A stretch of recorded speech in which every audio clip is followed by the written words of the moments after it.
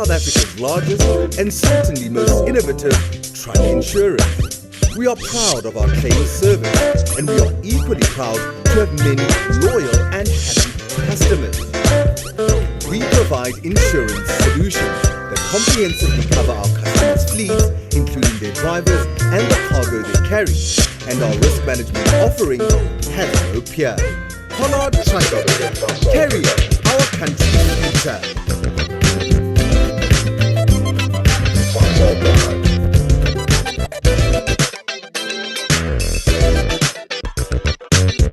This is an original intro.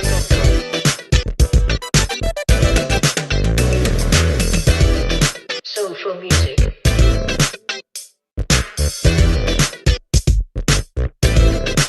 Enjoy.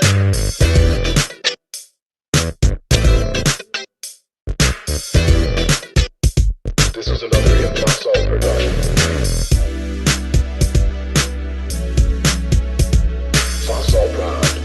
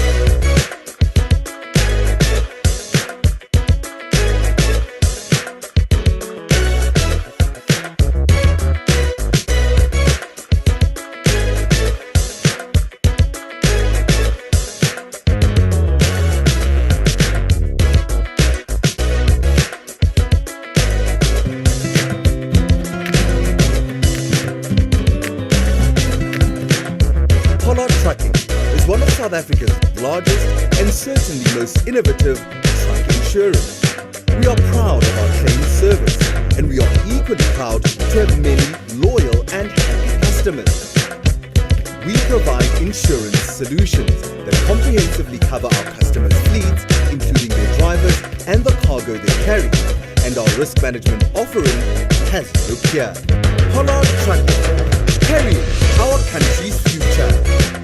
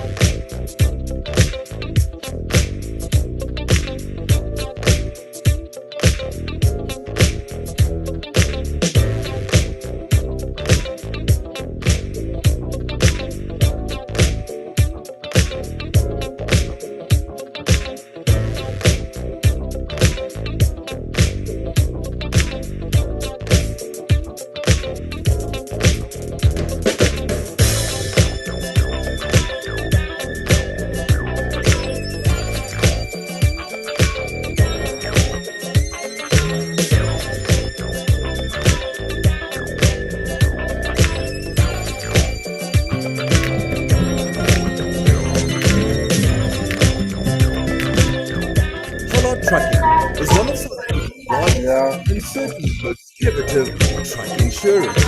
We are proud of our key service to have loyal and happy customers. We provide insurance solutions that comprehensively cover our customers' fleet, including their drivers and the cargo they carry, and our risk management offering has no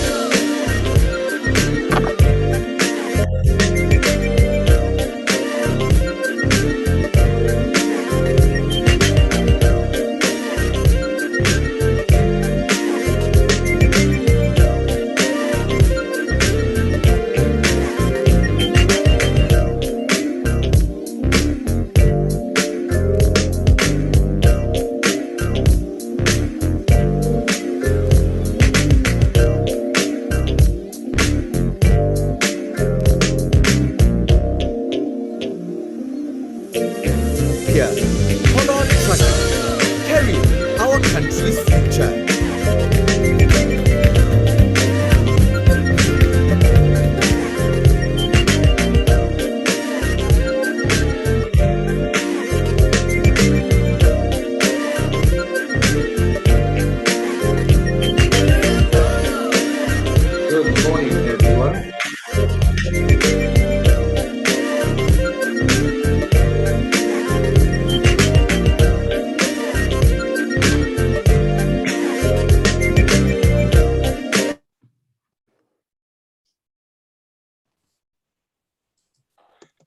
Good morning, everyone, and a very warm welcome to all the participants this morning.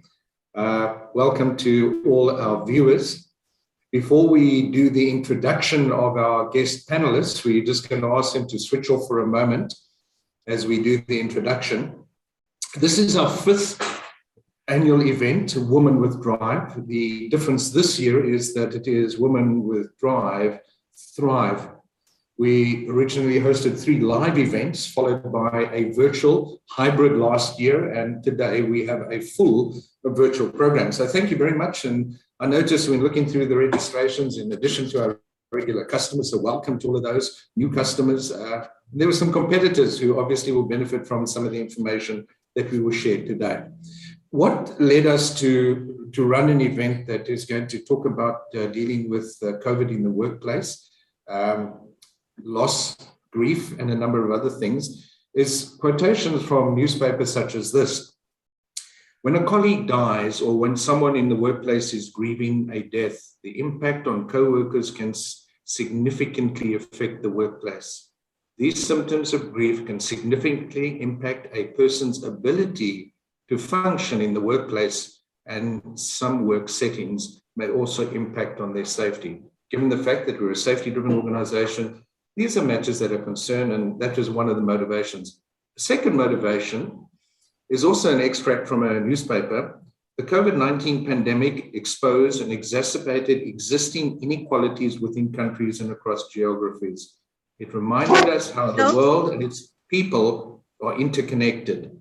Gender-based violence, which is an expression of gender inequality and toxic masculinity, is another pandemic.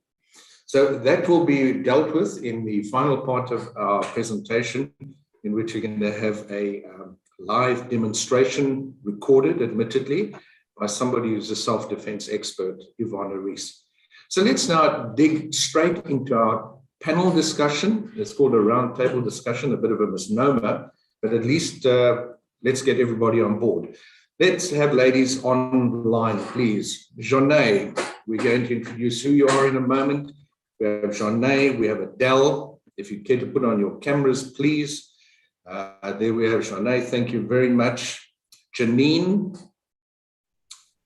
Robyn, Navisha, and who else are we outstanding? Emma, Maxi, you're welcome to join us. If you can put your camera on when needed. Okay, folks, let's do a very brief introduction to everybody. We've selected these ladies who are experts in the industry, experts in the field, to talk about matters that are of concern. I'm going to ask Janine to kick off. Janine, in your position as president of RMI, in Women's Month, you hosted an event also with the theme, Women with Drive. Just help us explain your motivation in addressing that, please. Thank you, Jeanne, and good morning to everyone. The purpose of the RMI Women with Drive event was to honor, encourage, and inspire women in the motor industry. Every year during Women's Month, we feature individual women who made their mark in our industry. This year, we wanted to add a more personal touch because of the extraordinary challenges women faced over the past 18 months. I believe much education is required to attract young, dynamic women to an industry traditionally dominated by men.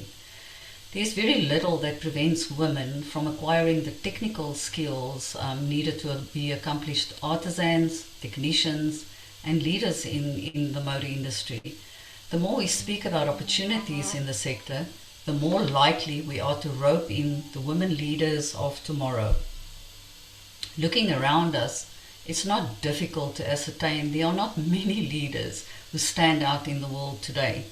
We need both male and female leaders who can truly inspire future generations to build a better world for all. Janine's on, she let me know that she's on some women's program on TV, on YouTube, that I need to go to the loo. So one of us needs... Hi. Obviously, we have some people who are sharing their thoughts with us. Let's move on. Jeanne, yeah, it's amazing the things that we have to deal with nowadays. So, Jeanne, thank you for that great introduction. I'm going to ask you to just leave it at that for now, because I'd like to give Adele an opportunity to comment. You know, Adele, you run what is probably one of the largest exhibition centers in the country. It must have created a challenge for you when COVID hit you and the implication. I remember events such as the Rand Show, etc. How did you evolve to stay relevant? And of course, let's have some of your perspective on this matter as well from a personal point of view.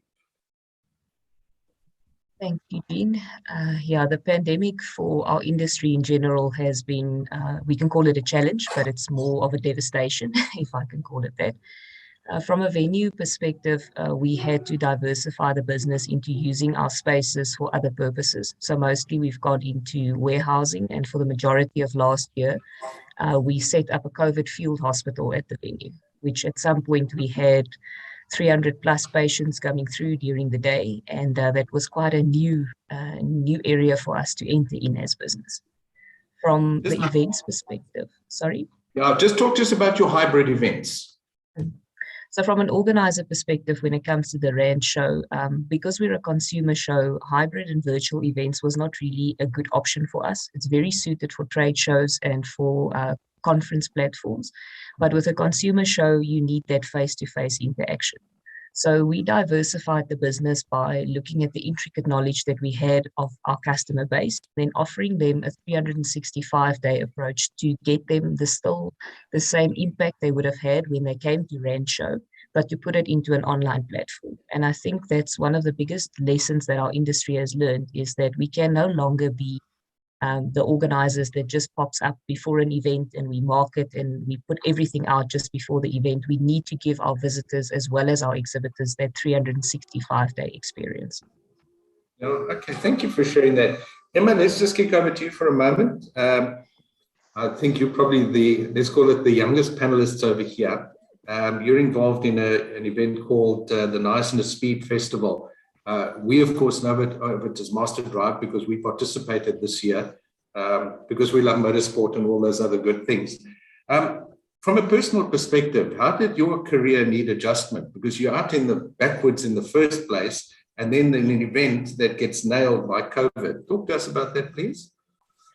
Well, obviously, eventing was a very difficult industry to be in during COVID.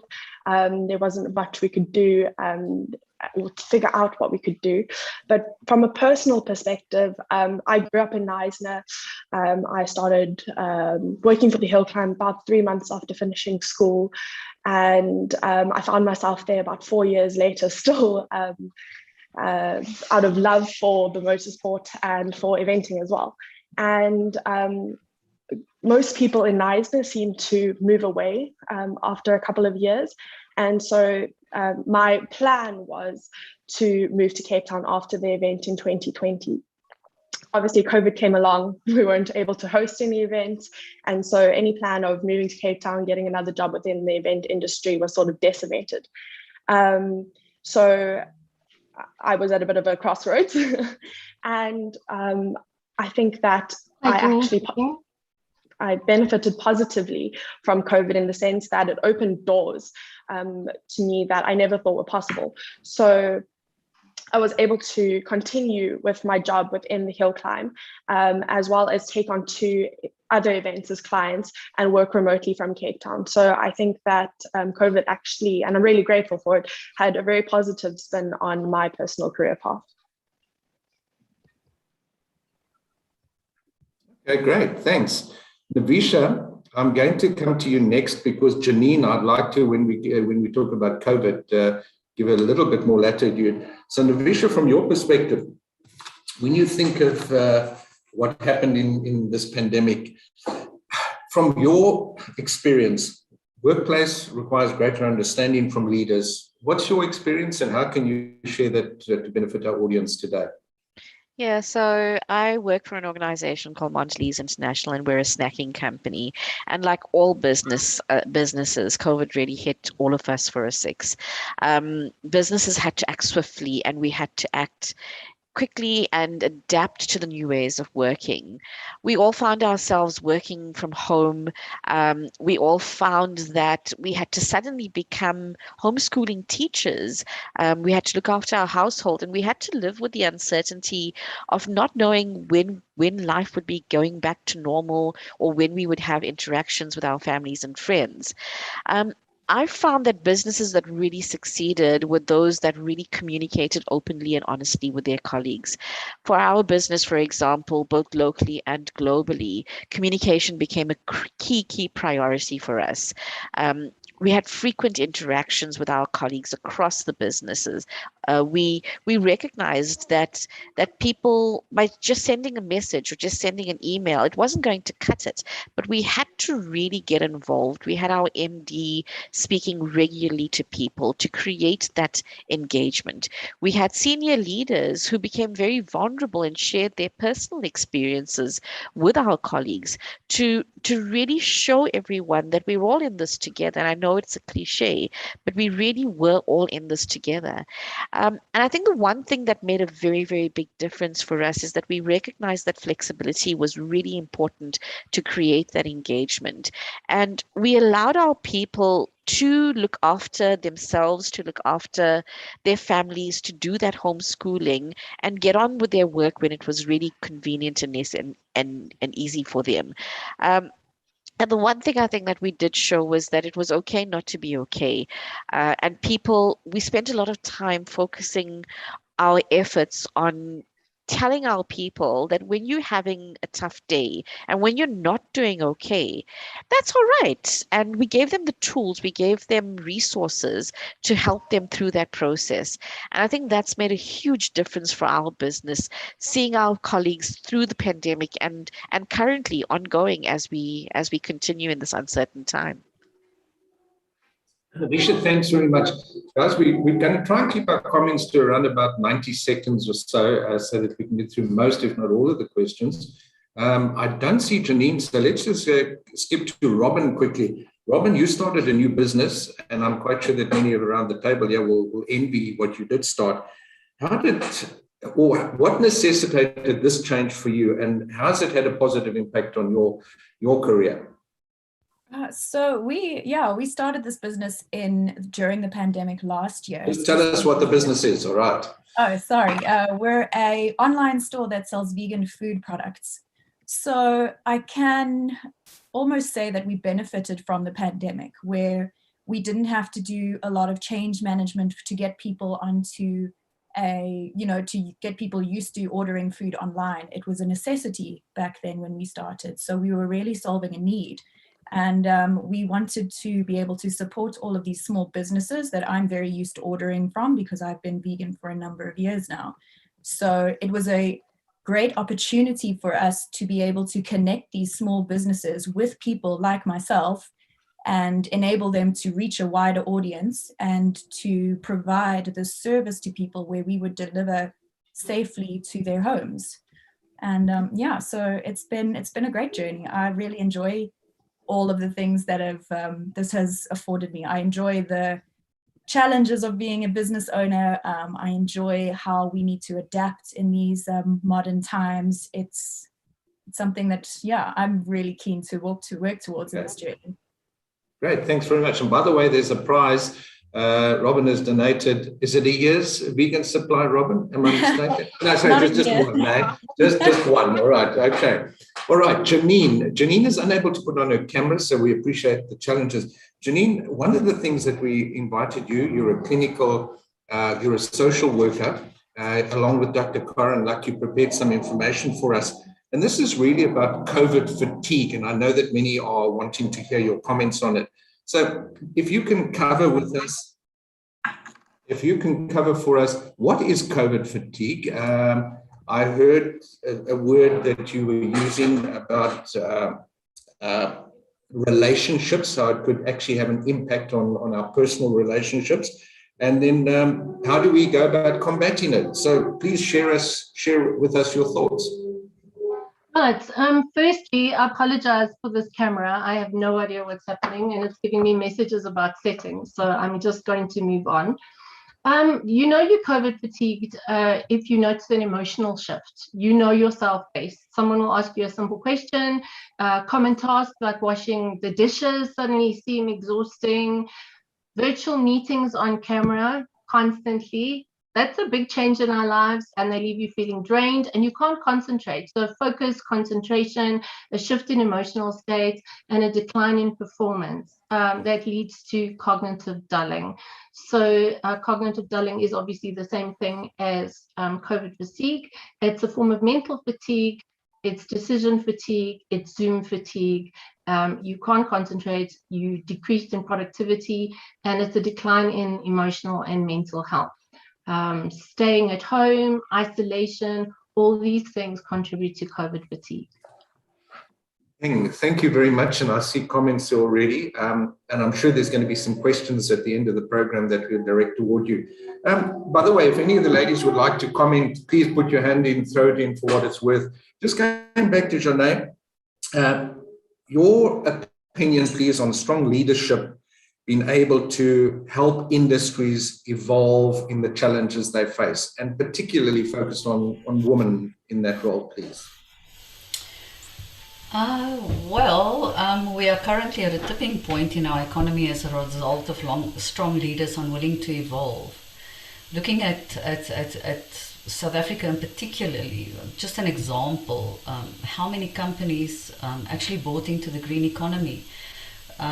One finds pockets of excellence, but it's not good enough. Our world is evolving with displacement economies becoming a reality in the everyday lives of citizens across the world. Yet our leaders are quiet on this topic, and it's a well-known fact. When economies suffer, women suffer the most. I think, as I said before, there are challenges ahead of industry and businesses will need to evolve or face closing their doors. COVID-19 is a cruel catalyst, accelerating the need to evolve. How business adapt in a world where the need for modes of transport suddenly changed will depend on the ability of business to innovate and lead. Artificial intelligence, robotics and automation are all impacting the way we do things in the automotive space. In many respects, we are having to unlearn what we know and learn what we don't understand. We have to reimagine this world and constantly improve our ability to innovate and evolve, and especially where women are concerned. Navisha used examples of what women had to go through during this period, and I think not only from the world of work perspective, but in our personal lives, there's a huge adjustment to be made. And for me personally, it was a huge evolvement that needed to take place. I was used to hopping on a plane, going, seeing people, engaging, hugging people, knowing people, and all of a sudden you're completely isolated. So I think for me, we need to be able to evolve to make sense of the world around us, the world of work. And fortunately for us, as human beings, we have the ability to innovate and evolve if we just put our minds to it. Jeanne, when we come to your final question, I'll share that with you at the time, but it's going to be really your take-home message for anybody in attendance here. Just skipping quickly to Emma. Emma, you're involved essentially in the entertainment industry. Just how has the hill climb or the Knysna Speed Festival had to reinvent itself? It's been going for 11 years, I think. How did it have to reinvent itself 2020 and then in 2021? Well, obviously, we're an events company and we couldn't run any events. So we had to find a way to engage with our audiences in a different means. And so we teamed up with a esports company, development company, and they came down to Knysna. They scanned the entire track and digitally recreated the track with every single detail, every single bump in the road, every single turn, and so on. They took that and they turned it into an amazing virtual Somali hill climb game, which we launched and then ran 2 tournaments with. And it was a really great means of reaching our audience, as well as audiences that we perhaps never reached before. So that's something that I think we'll really take with us for years to come, seeing as the esports industry is something that is growing considerably at the moment.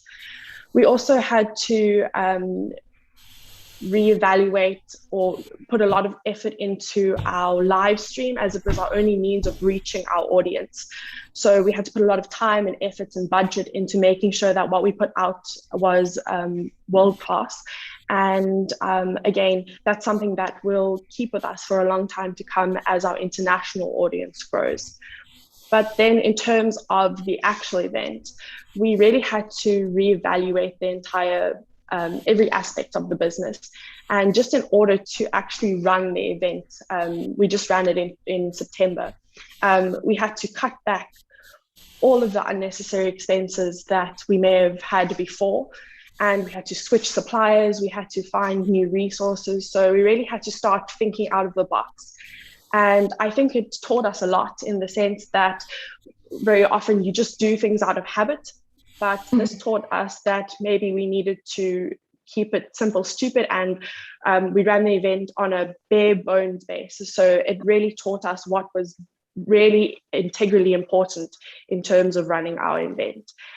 Yeah, so I think that if anything, we learned a lot out of running an event. You can stop selling now, all right, Emma. By the way, it's May next year. If you want to join it, we'll be there again. So we look forward to anybody welcome. Adele, in similar vein, at what point did you realize that COVID wasn't going to finish really soon? You covered what you did. How did you involve the rest? How did you get other parties to join with you in the way forward? So thankfully, we are part of a global company with over 90 branches in 20 different countries. And that gave us a bit of insight early into the pandemic in South Africa, because they had already learned some of the lessons that we were still about to learn. So I think under the COVID circumstances, we realized that even post the pandemic, the whole industry landscape would change. And that when our industry does reopen, it's also going to be a partial and a spaced reopening. It won't be immediately we go back to the big events that we've always been used to. So similar to what Emma said, we've had to relook at the costings and the way that we do our events and how we roll it out. And if anything, I think a lot of us in the industry have realized on some areas of the industry, we are very heavy with the staff that we've got and the expenses that we put into events and what the actual results of those initiatives are. So we've also learned to cut back a bit and do things in a simpler way, which is actually seemed to be a better way. And also to collaborate more, where in the past it would be a supplier-customer relationship with most of our event people. Now it's more of a partnership, because if in this industry we don't all collaborate for the next few years, we won't survive. Thanks, Adele. And literally what Adele is saying is the truth. We've recently taken up occupation at the National Exhibition Centre for our training. And I must admit, Adele, whether it's you or everybody else, but we felt like we're partners in the event, even though we are tenants. And I think this speaks well to the leadership that you play. Thank you very much. Let's, Robyn, just talk to us about yourself, for example. Many people believe that opportunity will come knocking. What's your comment on that, and how is what you experienced actually being the exact opposite? I mean, like I said, we did benefit from this pandemic, but you have to be open to what opportunities are around. And really this came from a place where my partners and I, we were all involved in businesses that really struggled when lockdown hit. I was in events at the time doing marketing and not events, travel, and my other partners were in events in the restaurant industry. So we were just sitting around having a conversation and, talking about what opportunities there were. And I like I said, I mean, I've been vegan for a number of years, and for us, we have to travel and go from shop to find all of the products that we need. So this opportunity was right there in front of us, because I was struggling to find the products that I wanted to buy and things that I wanted to eat. And that's how it came about. And we all just pooled together our connections and our expertise, and we just started this business slowly from our garage, and we just made it work. And it was, really exciting and really, such a humbling, beginning, but it's grown to quite a big operation, and it's constantly evolving, and you've just got to be constantly aware of how to adapt and where to grow. And it's exactly what everyone's been saying about jumping on board and trying to collaborate with people and see, how you can build things together and how we can strengthen these our opportunities and our businesses together as one. There's so much that we can all do together rather than try and build our own thing from the ground up. Okay, thanks, Robyn. Navisha, the capability of a leader today, and let's not differentiate between men and women, but in particular, and remember, please, this is Transport Month. We choose to commemorate or engage with it slightly different to many of the others in the transport industry. Our decision is to focus on women. Now, I know that you're not directly involved in transport, but you've also got to transport your ideas, communicate that across to it. How does what you do as a leader change other people's lives? Yeah, so I think, just in terms of some of the qualities that we need to have as leaders to impact other people's lives. For me, being a caring person and for me being courageous are two of the key characteristics. In addition to the communication that we need to have with people in order to impact their lives positively. We found, and we've all spoken about it in some way or the other during this conversation so far, that being caring and that understanding what your people are going through makes the world of difference. Showing that you genuinely care for them, appreciating them, respecting what they're saying goes a very, very long way in ensuring that there is that engagement and ensuring that people are getting through what they need to get through as we go along. And I think for women particularly, it's something that has come a little bit more naturally. And businesses and people, we need to take advantage of that. We need to take advantage of the fact that we do, as women, have a strength to be more empathetic. And let's use that. Let's use that to bring out the best in people and give people the opportunities that are missing right now. And then the other thing is about having courage. I think we've all been pushed into a box and we've been pushed into a corner, but we need to help our people rise through that and really come out and be themselves and doing things a little bit differently. We've all had to reinvent ourselves. We all have had to be a bit more creative in all that we're doing. So really having that courage to do that, to take some risks, not risks that are going to put us into trouble, but risks that are going to work in our favor. I think those are some of the things that will really go a long way. Thanks, Navisha. By the way, the name that the company doesn't speak to what really she does. It's about Cadbury's chocolates and things like that. Right? So there's a question that we're going to pose to Navisha shortly is, what did we see during COVID? Did they sell more snacks or what? And there's some interesting facts that she can share with us over there. Janine, let's just talk to you for a moment.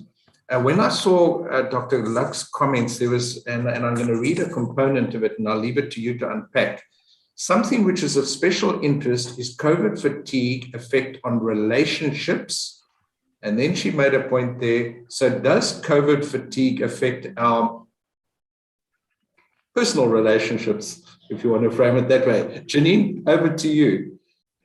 Well, yes, obviously. I mean, we're in survivor mode. So our bodies are concentrating on fight or flight. And because of isolation, some people, if they're stuck together, funny enough, and this is another phrase, Karens, if they're stuck together for long enough, to distract themselves from the world we're living in. They get a case of the lockdown randies and they don't struggle with us at all. But for most of us, our libido is really affected by stress and anxiety, and also, grumpiness. You sometimes stuck at home with a person all day. Your children are there homeschooling. You're trying to work from home. You're worried about those boundaries. You're worried about money. And you don't have the excitement of seeing the person at the end of the day after a fun day. There are some couples who one person is working outside the home and the other one is working at home. So you're a bit jealous because they're getting out there, they're getting to put on a suit in the morning and go to work. And then you're stuck at home in your pajamas or in a nice shirt for Zoom conferences and your pajama pants. I'm not talking about myself, obviously. And then you have the kids at home, other people at home, and you're worried and unhappy and grumpy and stressed. So your libido is going to go downhill. So the thing is, just you are normal. It's normal. The world we're living in is not normal. You're in survivor mode. Your body is not thinking about pleasure. It's thinking about survival and stress. So just do the normal things you do together. Hold hands. Try to be a bit intimate. Give each other a foot rub. Show sympathy and empathy with each other. Help each other out with the homeschooling. And it will come back. The world will not be like this forever, but it's normal. It is very normal, and everybody's experiencing it. Thank you. That's a subject I don't think that's been discussed anywhere on any platform. So thank you for putting it out there. Jeanne, talking to yourself for a moment, what are the personal characteristics that you believe that enabled you to cope successfully in these last 18 months? I've known you for probably 3-4 years, maybe 5. And you really are an awesome person in the role that you play. But behind that, there's a woman. There's Jeanne, the person. Share with us, please. Well, I think self-awareness, curiosity and adaptability has always been part of my life. So as I witnessed the crisis unfold, I did what I normally do when something new and challenging comes across my path. I learn as much as I can about it.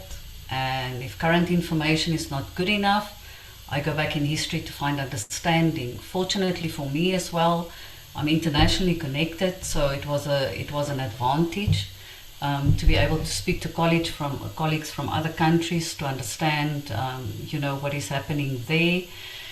But I also, like was said before, instinctively knew, because of the years of experience in business, being through the ebbs and flows of economies, that during the hard lockdown last year, we had to communicate internally as well as externally to manage the fear and uncertainty of employees, customers and members. We are only afraid of what we don't know, what we don't understand. We assess, we process, we plan, we manage the best we can, and then we have to trust in the decisions we make. I'm a very pragmatic person, and personally, it sort of brought me to a standstill because my life is pretty busy. It has been for many, many, many years, and being stuck. I don't have young children. I don't have the normal challenges, I would say, that women went through during this period. But what came to me, and I think this is the resilience of being in business for many years and in being in leadership positions, you tend to assess and you tend to think about where you are, and then you make the best of it. And I think that is what you need to do. You cannot ponder on things that you don't have control over. You have to make the best you can about what you have at that moment in time. Jeanne, it wasn't on the list of questions, but as we've identified, you operate in a predominantly male world. Did you see any changes in the way men and women engaged and the role that you played in taking the lead? Has there been a lesson to be learned from that? For sure. I think first of all, I think there was much more empathy. I think from male colleagues around the situations that everybody faced. I was quite surprised from personal experience about the real willingness of my male colleagues across sectors to really bog down and see what we can achieve to make it better for employees, for members, for customers.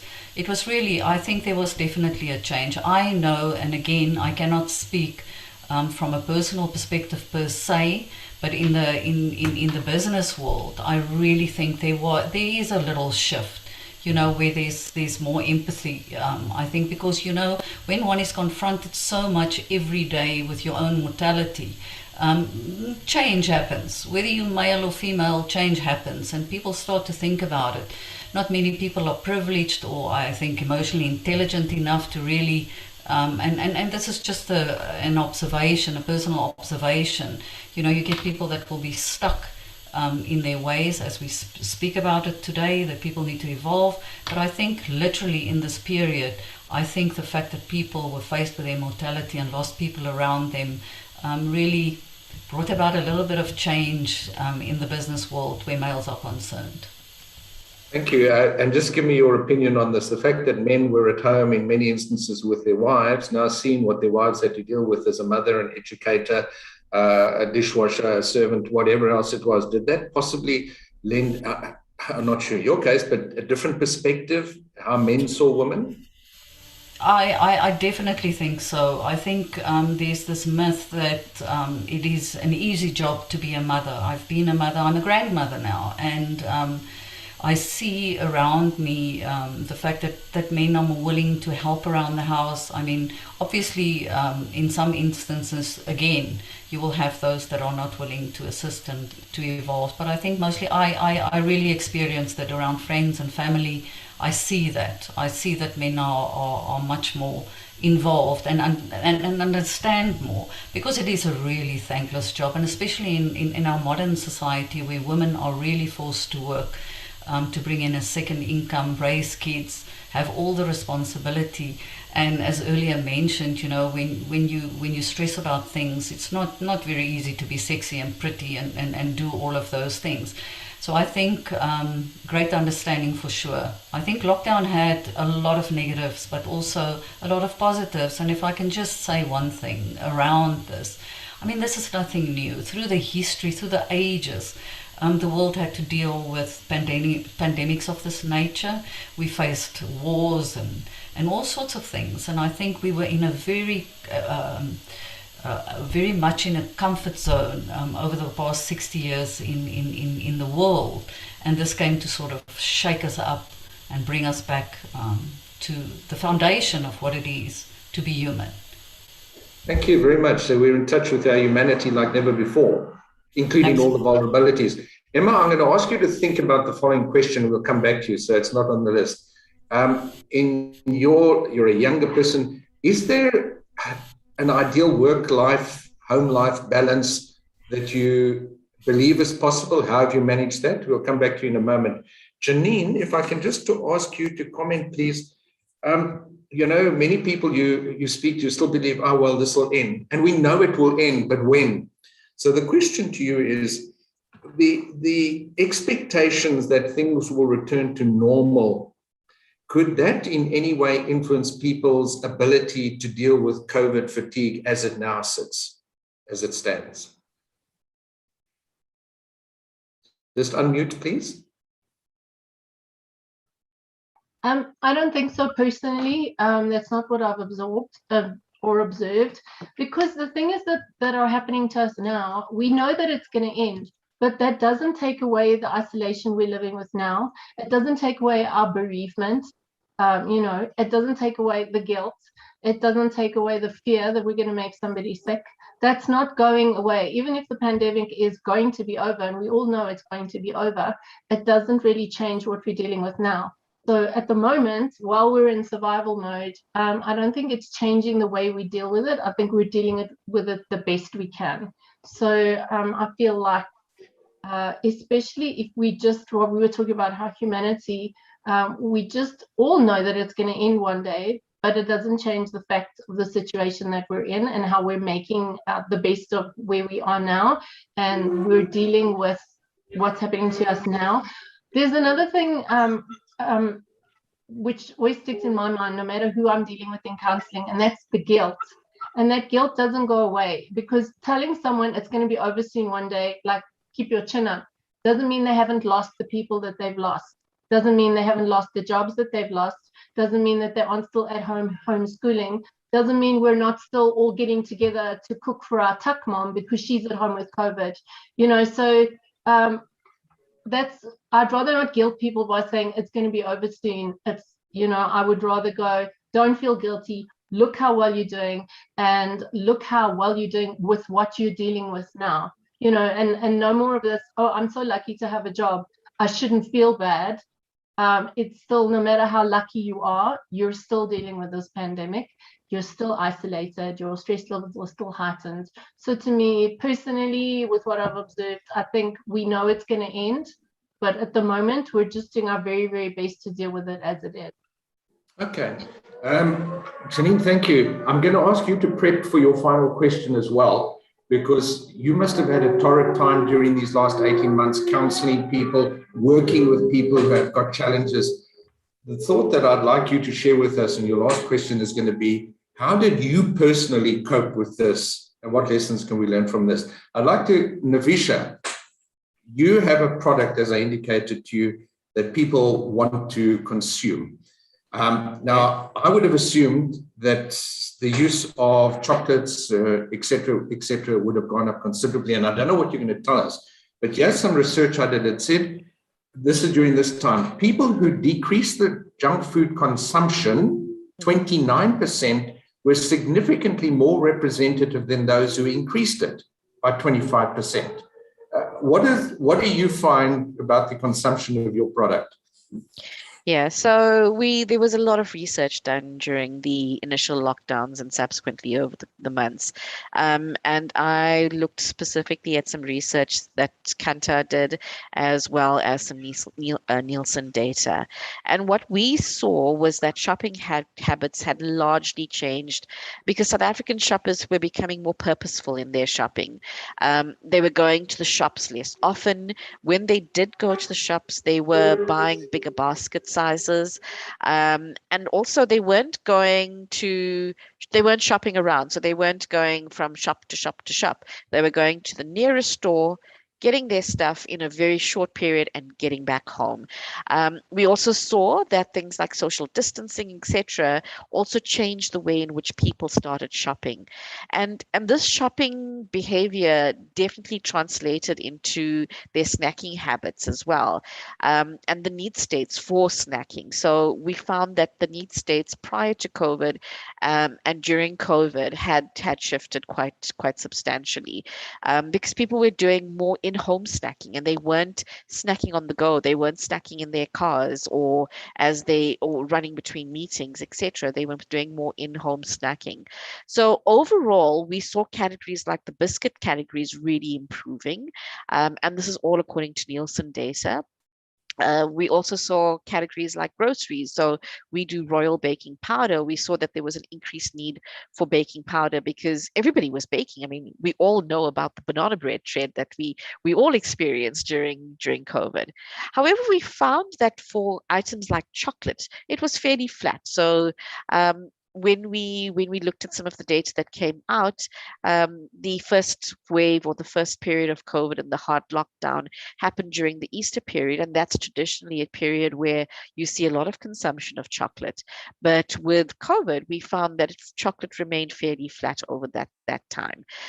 Categories like gum and candy, we saw globally, categories like gum and candy, particularly gum, really, really slowed down because there was a lot more in-home activity, and people weren't popping a piece of gum into their mouths to ensure that refreshed feeling after eating something.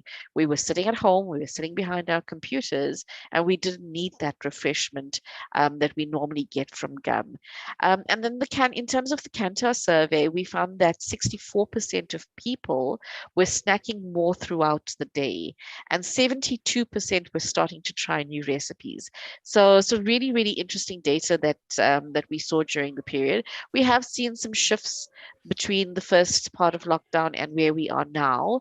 And yeah, I mean, there's research being continually done in terms of snacking habits. Thanks, Navisha. So, ladies and guys present, if you want to help the economy, go out and buy some Cadbury's chocolates. Navisha will be deeply appreciative. We're going to take this, and in the last 15 minutes, just wrap up with final questions. Let's start with Emma. Go back to the question I asked about your personal work-home life balance, please. Well, I think the first time I really struggled with this sort of scenario is when we went into lockdown. We still continued as a team to try and work. We were busy trying to reevaluate how we could run our events and so on. So, but we were also nowhere near as busy as we were before. So I think I constantly felt a bit guilty about maybe not doing too much, and the life really took over the work, and the scales were a bit out. But now working from home continuously over the past year and a half, I would say that I have balanced it out more in the sense that life has its proper place, and so does work. And just ensuring things like routine, having a structured area to work in, and so on have really assisted with that. Great, thanks, Emma. Robyn, if you had to give anybody advice that's now here thinking of starting their own career, starting something different, what have you learned that you could share with them?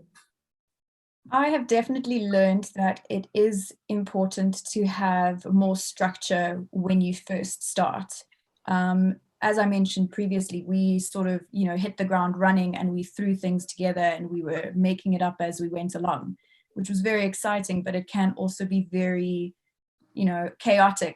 And depending on who you partner with, you also need to make sure that you've got people in the game that, can focus on your weaknesses or assist with your weaknesses, and you can help with their weaknesses, and, you can sort of build something together that is a bit more structured like that. So that's definitely something that I've learned, is just to do a little bit of planning, even from the get-go, really like outline your goals and have your reason for creating this company, like firmly in your mind, and to realize that these reasons and these goals may change a little bit and may adapt as we adapt with this very uncertain time that we're living in and moving through as well.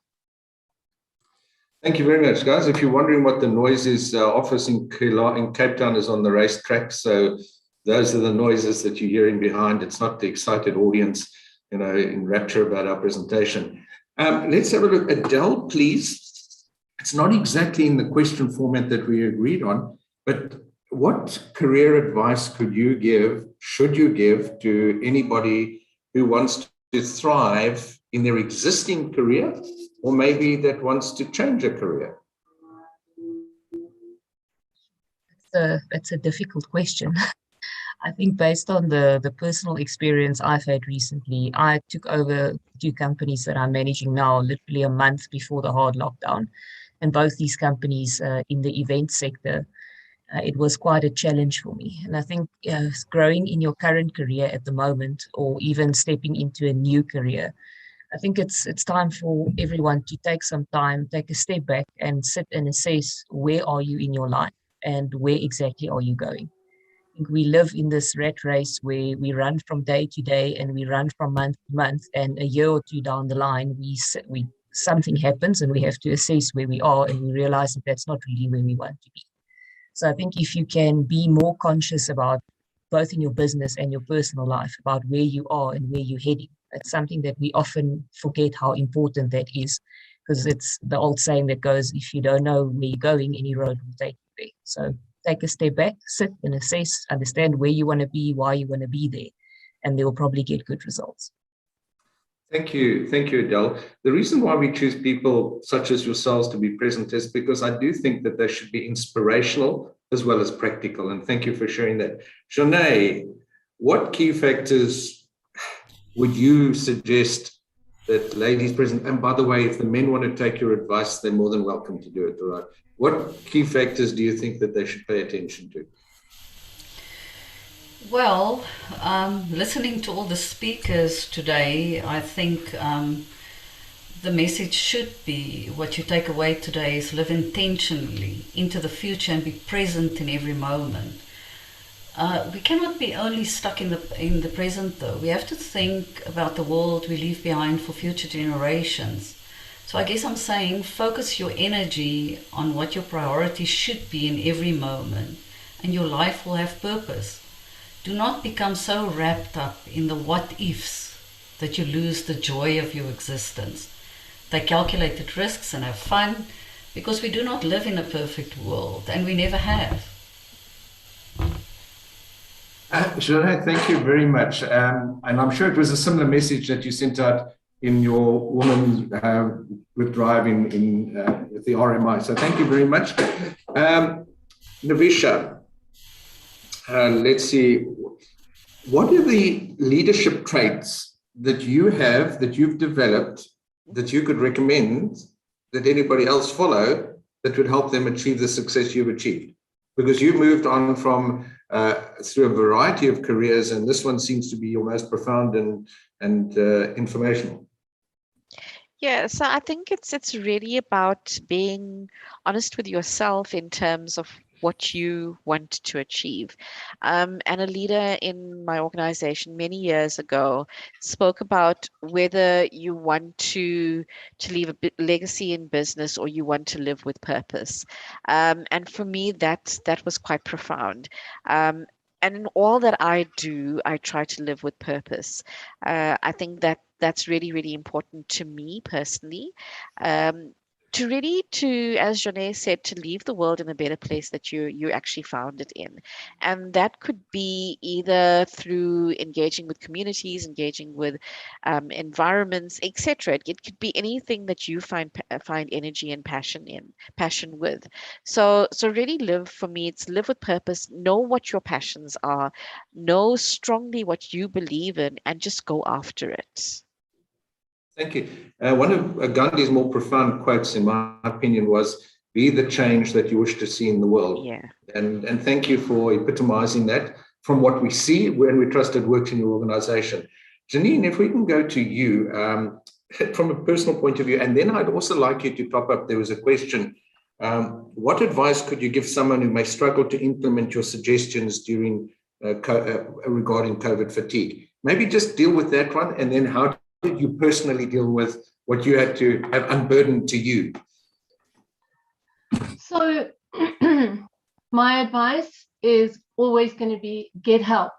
One thing that we did notice during lockdown, especially during counseling and especially in some of the volunteer work that I do, is that a lot of people, especially if they lost work, couldn't afford their usual counseling. So people had normal, like chronic depression or anxiety. They were sometimes unable to afford the normal psychological care.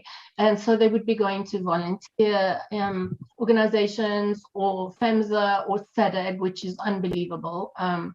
And so get help, even if it's just a mentor or someone, tell someone you're struggling, because everyone is in the same boat. And to be honest, when someone asks me for help, I'm quite honored. It's not a pain. You know, you often think everyone's going through trouble. I don't want to bother anyone. I mean, I had an awesome manager. You know, when COVID started, I was a full-time television producer, part-time counselor, but I had an awesome manager, and I spoke to him and I said, this is what I want to do during COVID. This is where I'm needed.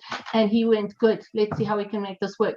Tell someone. So speak to people. That's the best piece of advice I can always give you. Tell someone, speak to someone, even if it's just someone you admire, someone you think has got it all together. Ask them. They might not. They might it makes you feel better to know that everybody's struggling. And that's not, it's not to say, oh, I want to see someone else suffer. It's just, it gives you that normalized feeling, and then you can go, okay, people are making a plan. Some people are thriving, and they did it because they looked around them and went, okay, how do we make this work? Tell someone. That's what, yeah. And then would you like me to go on to my personal? Yes, please. Talk about your personal journey. So a bit of it was in there. I went back to university when I was 40 because I wanted to become a full-time counsellor. And I was a television producer for 30 years. And during lockdown, I went to my manager and I went, I need to do this full-time. So now I do a little bit of freelancing in studio and full-time counseling, and I can spend time homeschooling my son. And Navisha, you literally saved my life. I have never eaten this much chocolate in my life. And it's not just a case of COVID snacking, but if you guys decide to make white wine, I'm going to come and live in your office. So it was, I wanted to do homeschooling. I wanted to balance my life. My husband has a small business. I needed to counsel people. We started using Zoom and Skype. The changes that happened in the world were exciting because, you know, we did an ethics workshop with some psychiatrists who were counseling people in Russia. They suddenly have to learn the confidentiality laws in Russia so that they know that they're treating this person properly. So we had to learn different ways to treat people, different ways to help people, different ways to acknowledge how people were struggling, ways to help people with short-term counseling who really needed long-term counseling because they couldn't pay for their counseling. And so, yeah, that was my big thing, work-life balance. And then also, can I just put it out there that people are awesome. The way they handled themselves, my clients, just these people who came to me with terrible problems, loss, bereavement, they pulled themselves together, they helped their families, they got their work going, they helped other people who were being bereaved. I've seen some terrible, terrible loss, and people who work in healthcare. You know, my husband used to be a paramedic. We know a lot of people working in, and they've all had COVID and just come back. People who run trauma units. They go and cry in their cars and they get out of the car and they go back in there to help another family. So people are awesome. You know, it's not just about me and my work-life balance. I was literally almost dumbstruck with admiration with the way that people help themselves and help the people around them. Not the looters, obviously. But I just had this moment of, look how well we are all doing in this country. Look how awesome the people in this country are. Even the people who are struggling that I'm counseling. So I was actually lifted by kind of admiration for how resilient we are. Thanks, Janine. So we've got 4 minutes to wrap up. So you've all got a comment for like 10 seconds or so. Jeanne, let's start with you. Your last message to everybody here today. Well, I can only say thank you to the ladies that participated. I have to do that because I was greatly inspired with the different experiences. And again, we are so isolated that I think the message for me that I would leave is reach out. Janine said, talk to someone. It's just reach out when you're in a space where things are difficult. Reach out and talk to someone and be there for one another. I think that is the biggest thing that saves us all. Thanks, Jeanne. Emma. I think what I'd like to wrap up with is what I experienced from COVID, and something that Navisha said as well is flexibility and adaptability has been one of my biggest lessons through COVID, in the sense that so many things have disappointed me and fell through and so on. And by being flexible, it's helped me to cope with whatever COVID throws. Thanks, Adele. I'd also like to thank everyone. It's always great to see so many leading ladies on panels. And I think my message I'd want to leave with everyone is just don't stop believing in yourself and don't forget to give yourself credit for everything that you've achieved. Sometimes even the smallest stuff that you achieve is a huge challenge for other people. So you got to back yourself. Thanks, Navisha. So I would say that caring and showing vulnerability is not a weakness. And the more we can show how we care, show our own personal vulnerabilities, we can create those connections. And that is something really, really important. And it will last you a lot in the long run, and it will allow you to create those deep and meaningful relationships. Thanks, Navisha. Robyn?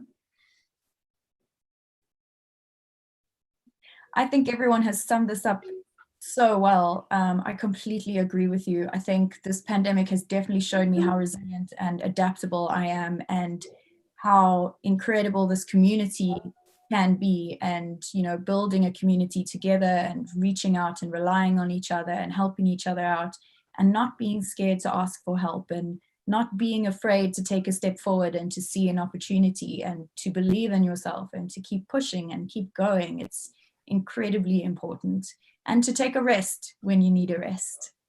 Thanks, Robyn. And Janine, over to you, your final note of inspiration. Thank you. Just listening to everybody has been inspiring to me, but my top tips for COVID care, and the theme that has come through all our research is that COVID fatigue is a matter of Zoom fatigue and decision fatigue and fatigue of making all those decisions. So if I can tell you to do anything, reduce the amount of decisions you're making, take it easy on yourself, and literally learn how to say no. Don't be afraid to say no. Don't feel guilty. Take away some of the decision making. Even if you eat lasagna every night for a week and you make all the lasagna on a Sunday, go for it. If that's how you feel better, if that's how you're going to keep your kids fed and get yourself rested, no guilt. Learn how to say no and just reduce the amount of decisions you make for self-care. Thank you very much for the opportunity. Hey, Janine, I hope you counsel Putin, and maybe if you get on to Trump as well, that'll help us. Just a final note from my side, just before you ladies stay with us, but you're going to switch off because we'll prepare for our next session, is that right at the beginning of COVID, somebody asked me, so why don't you just shut down, close up? You know, other than this commitment to people, responsibilities and the like, my response was, where would the adventure be in that? And I must just tell you, this trip during COVID has been an adventure. And I'm so glad that every one of you periodically join us on this adventure. Navisha, we've sold your chocolate bars, so I have a dozen sent to the office, all right? And I sincerely hope that we can get together again. We will be creating an old, don't worry about the old, all right? The Old Girls Club, and that we want you to be members of. So, ladies, thank you very much. For the gents who have been listening, I trust that they're going to be better husbands, okay, that they've learned something from this. And we are now going to introduce Samantha Cary. Janine, I must thank you for talking about fatigue because it's a real challenge. But now we're going to talk about helping those who grieve in the space in which we work and what is best that we can do. Samantha is a psychologist and an NLP practitioner. So we trust she's going to give us some helpful information. And by the way, this program is recorded. So if you want the information to share with others, you're more than welcome. Ladies, thanks again. But please don't disappear. We're going to have questions for you in about 30 minutes time. Samantha, if we can get you on camera, please. Good morning. Wow, I am overwhelmed by what I've been hearing and so inspired. Thank you, ladies. That you have covered so much of what I was going to cover today that I actually don't know where to start. Nonetheless, as you know, it's Women with Drive Thrive.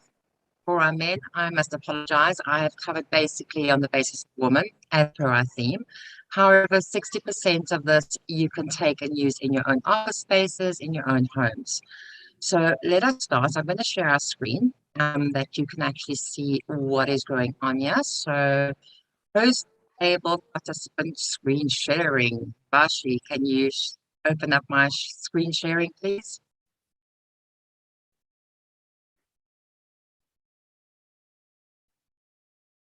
It's opened up, Samantha. Can everybody see my screen or not at this stage? Not yet. Not yet. Okay. It's not coming up. Navashi, will you please share my screen for me?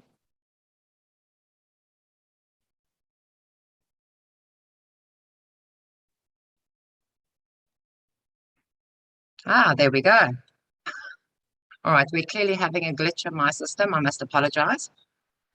Our topics of discussion today: working women and COVID, the working from home, COVID death, employee do's and don'ts, in a nutshell, what we should and should not be doing, and of course, dealing with COVID stress. Now, Navashi and Janine have covered so much and so many important points, and I do heed you to take care of that. But in reality, our mothers have to work from home with, as Janine has said, their children, the noise of the dogs, the noise of people working around them, the stresses of everyday life. But with that, 65% of our women are now working from home, whether they be mothers or not. Most of them will either be looking after their grandkids or they're looking after their own children. They've had to homeschool, they've had to keep up with the normal daily duties.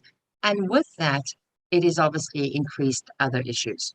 20% of that percentage have had mental breakdowns. 15% of them are sitting currently with absolute mental fatigue and they do not know which way to turn, but they are fearful to ask for help. 45% of them have faced racial injustice. meaning they've been put off, laid off, or reduced income, reduced hours, but expected to include 25% more working time.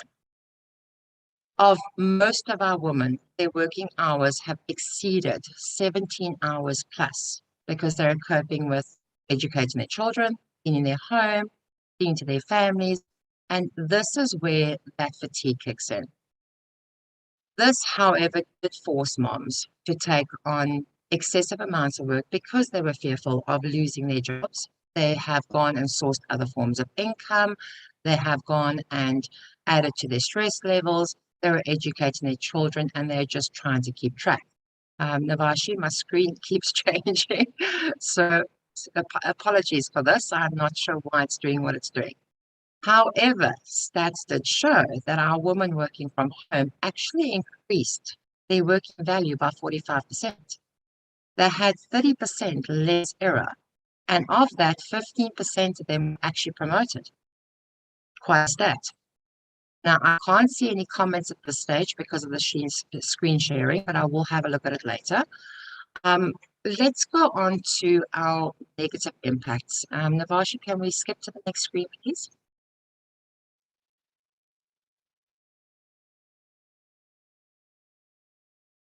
So as you can see, I work from home, I run 2 jobs. My primary position is not actually doing counseling. I do that like Janine did as a part-time, and I have a permanent job. Now, the negative impact there was mums working from home. Noise levels, no breaks, no caring for themselves, double shifts, and very late hours. This did relate in an extreme amount of mental fatigue. With that said, how do we combat this what does this create? Burnout. 2 sides of burnout. Tired of COVID, tired of masks, tired of hearing about COVID, tired of dealing with death. This has made people very insensitive. They do not care. They do not care about the people around them because they're angry. And anger is the main form of what we're dealing with. And this is why we burn out. Anger is excessive. And I'm sure Janine will jump in there on a comment later on. But if we have the inability of dealing with the angers of the COVID rules and the restrictions COVID placed on our families, on ourselves, on our normal daily duties, it made people lax. In other words, well, I've been vaccinated, I don't need to wear my mask. That's not true. Or COVID is a hoax. It's just a government ploy. There were many factors that surrounded this until people started dying, and it was close to home. I'm sure more than 70% of us in this audience have experienced a death of some form, whether it be a family member or a colleague. And that is where we jump to the next level of our cognitive failure. In other words, and Janine actually covered that earlier, cognitive dulling. That is what forms from the excessive behaviors at home. In other words, trying to balance routine. No one can balance routine between children, work, your household, cooking, and they are battling because it is not their normal situation, is not what they would normally do. They had to form new routines. They had to find boundaries. They had to, as Janine said earlier, have countless decision-making. The fear of getting COVID, fear of their children getting COVID, fear of elderly getting COVID. It was consistent. They could not actually prohibit this fear. This fear overwhelmed, worrying about their future, worrying about money, having one income because the other party's been put off work, libido failure. There are a number of issues that form from this. How do we combat cognitive dulling? Simple. Self-care. Encourage your employees to have self-care. Encourage them to have a day off. Cut their access if you have to, because many of them won't, because they are fearful of losing their jobs. So cut their access, cut their passwords, cut whatever you need to cut in order to force them to have that day or that weekend off. Give them days to actually go and replenish themselves. Encourage them to check in. Encourage them to manage stress. Yes, Janine posed that question. Ask for help. Tell someone if you're not coping. Don't try and deal with it at home. Many employers have not been like Navisha. Navisha was exceptionally inspirational. And I cannot say I've heard that too often. I've seen terrible distress. I've seen terrible heartache. I've had to deal with broken families. But with that, the domestic violence and child abuse within the first year of COVID lockdown, hard lockdown, increased by 35%. So not many families managed this very well. A 35% increase was due to lack of cigarettes, lack of alcohol, lack of money, lack of time apart from each other, and the abuse inclined to a drastic level. And you would have seen that with our government discussions many a time. They would have actually imposed the woman and how they were fighting for women justice and how they were fighting against domestic violence. That is because those stats went exceptionally high. Navisha, your company and yourself are wow. That's all I can say, wow. And I so wish that more people would deal with their customers and their staff in the manner in which you have. As an individual and as an employer, encourage them to reduce and minimize their tasks. In other words, deal with one task at a time. You cannot conquer the world, but you can conquer one task at a time. And that will assist them in dealing with their cognitive dulling. That will assist them dealing with their emotional distresses. Have an employee program. Have it. Have something that they can come and say, look, I need help. And have someone readily available to actually assist them with that, even if it's a half an hour discussion or half an hour pep-up session. I'm sure Janine and myself would be readily happy to do that for you. With that, we are going to go into our COVID death in the workplace. Now, you can't see my screen, and if you want the presentation, I will gladly email it to you. So I'm not going to go into that at this stage. However, if you have a look at your death in the workplace, the employer do's and don'ts and the employee do's and don'ts. What do you allow and what do you not allow? Well, firstly, show empathy. Let them know you care. Let them know that you are aware their situation is dire and that you feel for them. Simply state your support, state that you're there for them, and acknowledge their grief process. Know that they're going to go through things you cannot control. Offer counsel, offer assistance, and have a special recognition. Honor the co-worker that has passed away for that team. Have a memorial service within your offices. Small, to the point, but allow them to understand the care. Establish who was affected and allow that necessary time off. They will require that in function onwards.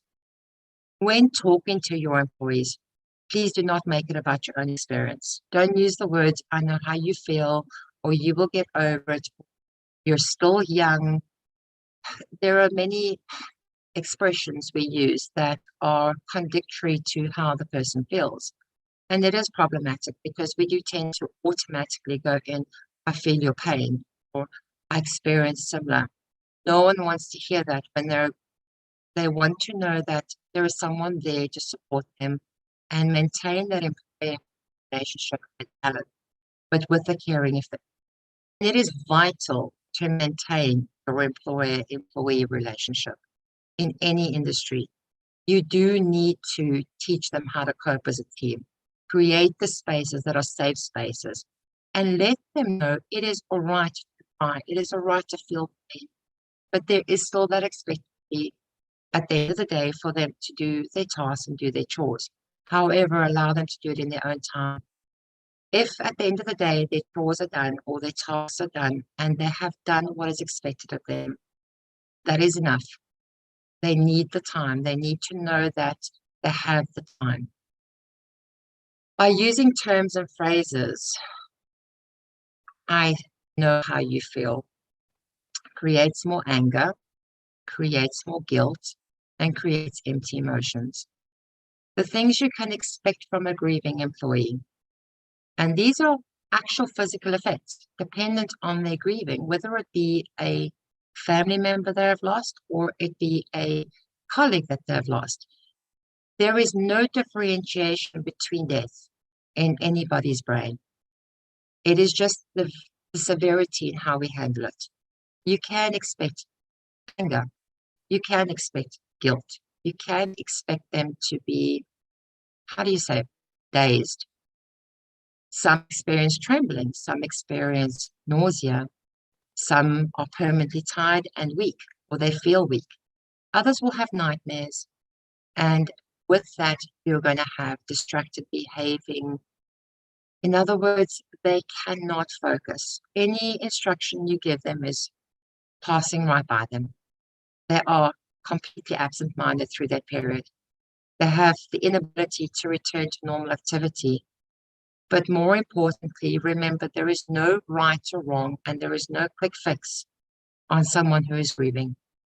You can only show your support, you can only show that you care, and you can guide them into an area where they will return and have the help fire. So please, I appeal to our employers out there, give your staff the facilities and the help that they require. They are fearful to ask for it. They do not want to ask for it because they feel it is a sign of weakness. If I'm weak, I'm not important. If I'm weak, you won't keep me. That fear of losing their jobs right now to survive and to assist their families has increased by about 70% in the workplace. There are a few companies doing what Navisha is doing. There are a few companies supporting their staff members and telling them that it is fine, they're okay.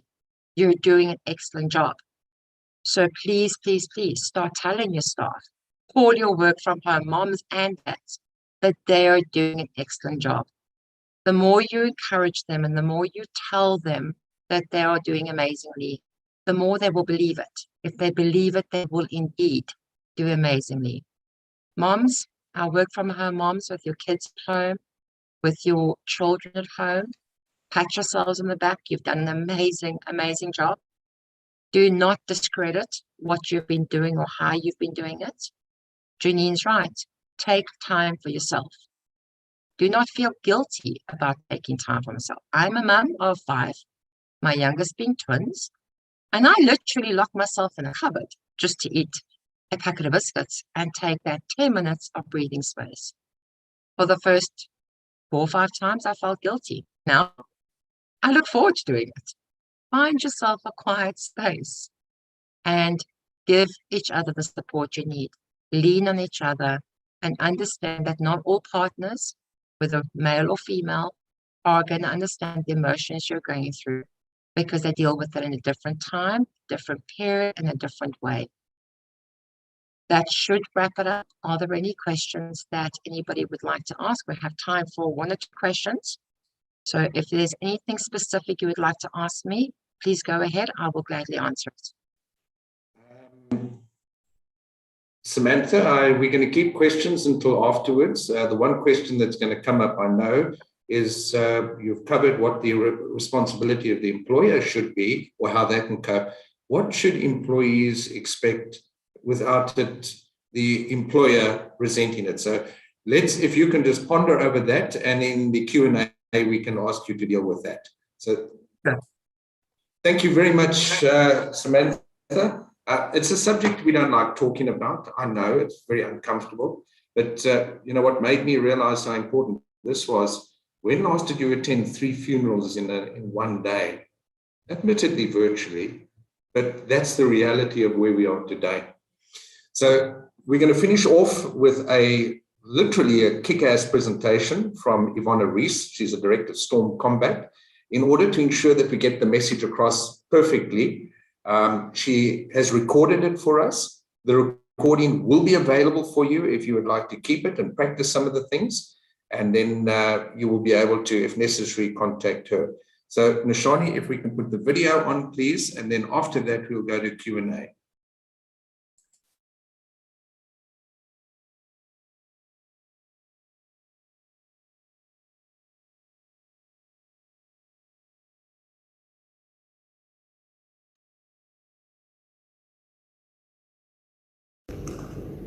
Good morning and welcome to the self-defense component of this virtual colloquium. I am both honored and delighted to be able to share some of my knowledge and my passion with you, and I hope that at the end of this presentation you will have found it both informative as well as empowering. To Master Drive, thank you so much for the wonderful opportunity to participate today.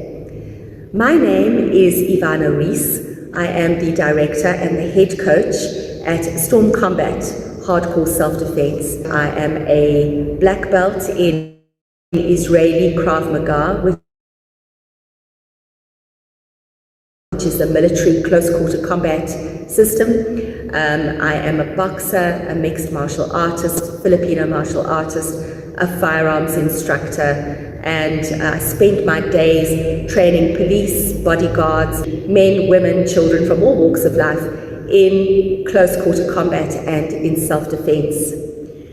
Just a little bit of background though, I didn't start off like this. I actually started off as a professional ballet dancer, and then I went off to university and did engineering. So combat was really not part of my world at all. So if you're watching this feeling a little bit out of your comfort zone, please know that I was there. The way that my journey began was standing behind a bedroom door, clutching onto a 4-kilogram pink dumbbell, wondering how I was going to swat the intruder that was about to walk through that door. It was not the first time we'd had intruders on the property, it was in fact the 5th time. And this time, and by the way, every time that it happened, I was on my own. This time when this happened, I had a conversation with myself in the middle of it all, saying that if I survived this encounter, I promised myself that I would go off and learn self-defense. And I did. The next day, I went off to my first Krav Maga class. My journey began very falteringly. I was the only female in the class. It was very foreign to me. It had never been part of my world. But as time went by, I went through all the belt levels, eventually became a black belt and an instructor and so on, and here I stand today. Now the reason I share this with you is to encourage you and to explain to you that anyone with a bit of training and commitment to their training can achieve a fairly serious set of combat skills that would help you should you ever be attacked. In the course of this presentation, we're going to be looking at 4 attacks: a front choke, a rear choke, a bear hug with your arms pinned, as well as a wrist grab. All very common attacks, specifically in the context of gender-based violence, as well as just a general street attack. It can happen to anybody.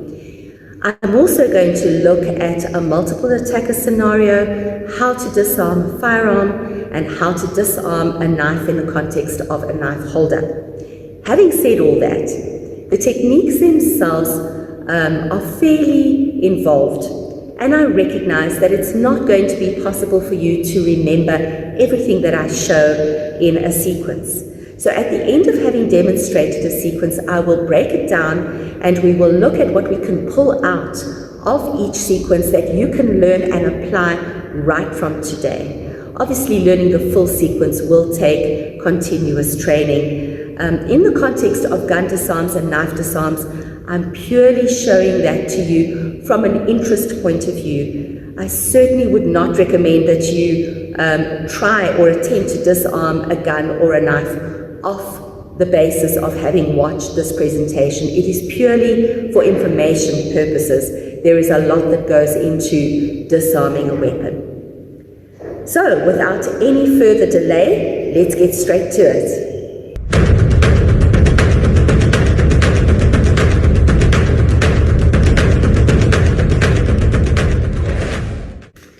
The first technique that I'm going to demonstrate today is how to get out of a front choke, a very common attack. Your attacker will place 2 hands on your throat. This could be in the open air, this could actually be up against a wall.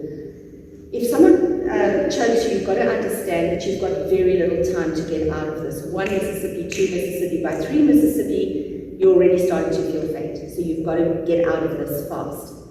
The first thing that I'm going to do, I'm going to be closer to the camera for this, is I happen to be right-handed. If you're right-handed, use your right hand. If you're left-handed watching this, please use your left hand. My right hand without a thumb, I'm going to cup over his wrist, not with any intention of trying to peel this away, because if he's strong and he locks out his hands, and I try and do this, you can see it's not going to work. So the most important reason that I'm trying to control this wrist is because I'm going to be working on the opposite arm. If I am so busy concentrating on the opposite arm and I'm busy here and I don't control this wrist, he's going to make a fist and that'll be the end of it. So the purpose of controlling this is purely to pin it to my body to eliminate the risk of him making a fist and punching. The next part of this is to try and get out of this choke. Now, his arm is much stronger than mine. There's no chance of me trying to do, and please guys, I see this on YouTube, please don't be doing this, it's going to get you into hot water. If someone's stronger than you, there's only one way out of this, and that's straight through the center. Because my shoulder and my back kinetic chain is stronger than his arm. So I'm going to throw my hand straight up the middle. I'm going to pretend that this is an electric fence and I mustn't touch it. That's probably the best way to think about it. I'm going to throw my hand through the middle and it's going to end up behind my head. In that moment, you'll see I've released the thumb. Even if this hand is still on my throat, it doesn't matter. At that point, I'm going to retaliate. I've cleared the threat. I can't just clear the threat and say, okay, thanks, have a nice day.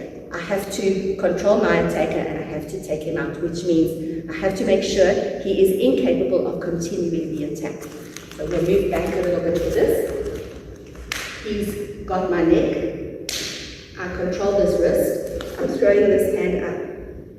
I'm now going to reach for the back of his neck. And with my other hand, I'm going to be throwing some good elbows. Once I've finished throwing those elbows, I'm going to clench him. You can either clench this way, make sure you shut your elbows, or I can clench around the outside. Now this is getting a little bit complicated, I do realize you need a bit of training to really learn this properly. But just to show you where the sequence will end, I will then go with a couple of knees, I will take it out and finish.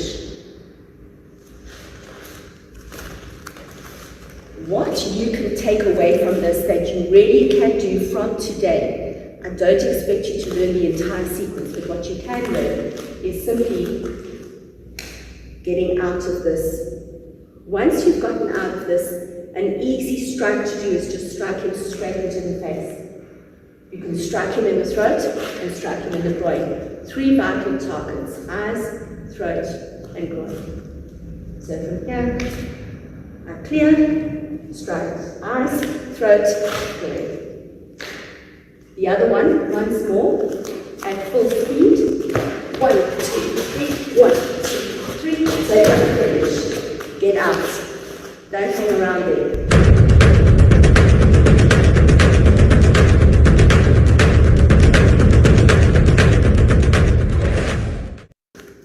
The next very common attack is being choked from behind. An attacker who knows what they're doing and has trained will rear naked choke you. It's a choke that you often see in MMA. But the usual attacker will simply put his arm around your throat. And again, thank you. So you've got the arm around your throat. Now, Gary is pulling me backwards, and this is very tight. I'm obviously still able to talk, but obviously realizing 1 Mississippi, 2 Mississippi, by 3 Mississippi, you're already starting to faint. You haven't got a lot of time. I'm going to put my hands on his arm. I'm not going to try and pull this away. There's no hope. I'm never going to beat this arm. What I am going to do is the exact opposite. I'm going to pull it towards me. The minute I do that, I create a little bit of space here. Even if it's not much, if he's holding really tight, and I pull, I will only create a little bit of space. That gives me the space I need to step out to the side towards the arm that is going around the side of my neck. I step out far. From here, I'm going to back slap, groin slap. 1, 2, 3. As that happens and he's in pain, he's going to loosen his grip. As he loosens his grip, I grab it with 2 hands. And then I do what I call reverse the calm. I'm going to take this leg behind him, and I'm also going to take my head out from underneath his arm. So again, take out a knee, and I come through and throw a knee to the head. Now, again, that's a little bit of a complicated.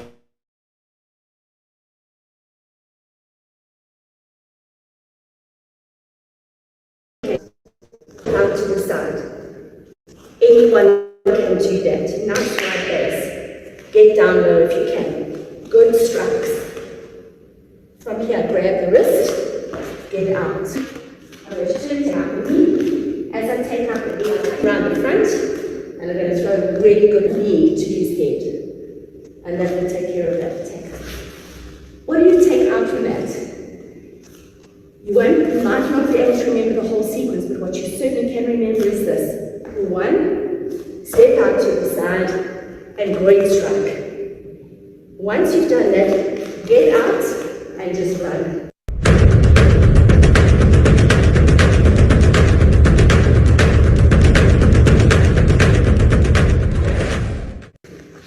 The third scenario is where someone bear hugs you. They grab you from behind, sometimes either with your arms free, but usually with your arms pinned. And you now are supposed to try and groin strike them. Well, you can see I'm not doing so well with that. Someone's really got you pinned tight, there's no chance. So what I do is, he's got me, but actually I've got him. I grab his shorts, or whatever he's wearing, grab his shorts, and I'm going to backward strike hard into the knee. That upsets his posture, which allows the chance to throw a shoulder forward. Once I throw that shoulder forward, I'm down. Now I'm going to land his groin strikes. And these hurt, so he starts to loosen his grip. As he starts to loosen his grip, it gives me a chance to throw a nice uppercut elbow straight to the jaw. Another one over the top, and finish with a nice kick. So, let's look at that again. He grabs you. Who's got who? I've got him. Grab the shorts. So, from here, I kick 1, 2, 3, 1, 2, and another kick. Okay. What do you take out from that? The most important thing is grab the person's clothing, kick backwards, turn. If you struggle to get this, think of throwing your shoulder to the ground. Lots of groin strikes. And if you can't get the rest of the sequence, it doesn't matter, just push him and get out. Run.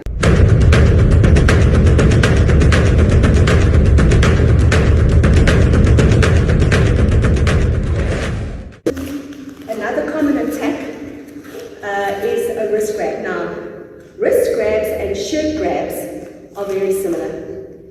If he grabs my shirt, I'm not worried about this. I'm worried about what's coming next. Someone who grabs your shirt usually wants to do it to control you so that they can punch. They might even have a knife. So, and the same thing with the wrist grab. If he grabs my wrist, I'm not worried about the wrist. I'm worried about what's coming next. So the first thing is, I don't want to be there when that punch comes through. So I'm going to step off to the side. So when that punch comes through, I'm not there. The next thing I'm going to do is I'm going to clap my hands and put them on my stomach. Why? The reason being is that when my hands are close to my stomach, I have more strength than when my hands are far away. This is a stronger lever than my arm. I can't beat this. Here I can when it's close to me. So I'm going to step forward, and as I'm stepping forward, I'm simultaneously clapping my hands and putting them on my stomach. For the sake of the camera angle, I'm going to remain here. I now have to get out of this wrist grab. The easiest way to do this is think of throwing an elbow in his face. That gets you out. From here, you want to retaliate, don't punch, especially the guys watching this broadcast. You punch and you break your hand. Remember, there are 2 or 3 other attackers. Now you have a broken hand. So, palm through. You throw an elbow, you can throw a knee. And then you can take him down. Again, that requires a little bit of training, but what you can take from this today is that you're going to put your hands onto your stomach, and you're going to lift your elbow into his face, and then you need to run. At least you got out.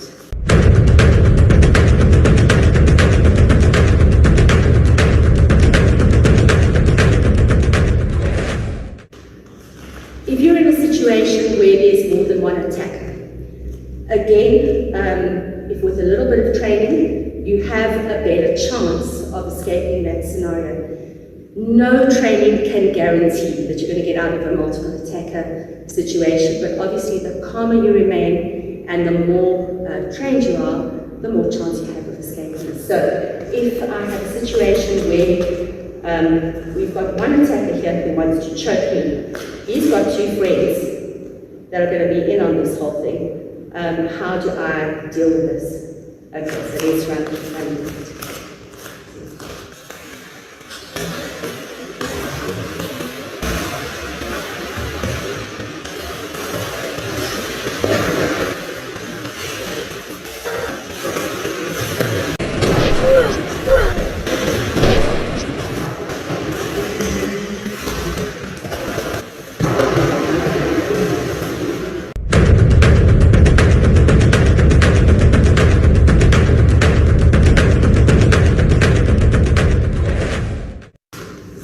Again, this is just a demonstration. I'm not going to be trying to explain to you and teach you step by step how to do it because it does take a lot of training. But just so that you know, if someone holds a knife at your chest, they can either hold it this way or this way. This is often the way that they hold it in South Africa. It's called an ice grip. This is a conventional grip. This is usually South America, Europe. In South Africa, this is the preferred grip. So if someone's pointing this knife at your chest, again, your level of violence has to be greater than his. So that's basically how we strip the knife. To show you what I did slow-mo, I put my hands right next to his wrist because I want the knife to rest on my wrist. I don't want to cut myself on the knife. So I'm going to lever it out by pressing on the flat of the knife. Two hands on the wrist, and I put it down tightly onto my ribs.